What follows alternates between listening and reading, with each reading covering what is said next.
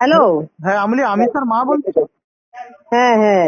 তো আমি একটা কথা জিজ্ঞেস করতে চাই, কিছু মনে করবেন না, বুঝছো? আমি বু- তোমার যে আপনি কে বলতেছেন? কে আমি হ্যাঁ। আমি উজ্জ্বল বলতেছি। আহ, উম, আমাকে চিনতে পারছেন না? আমি আপনাদের বাড়ির সামনে যে অনেকবার কাজে গিয়েছিলাম, ওই মুসলিমদের ওখানে একজন কাজ করতাম আর কি। কাজ করতে? কি হ্যাঁ, কাজ? আপনাদের আমি ওখানে বাড়ির সাইড দিয়ে যেতাম, ওই মুসলিম বাড়িতে রফিকুল যে যিনি মারা গিয়েছিলেন এই 6 মাস আগে, আমি তাদের বাড়িতে সে ঠোকায় কাজ করতাম না।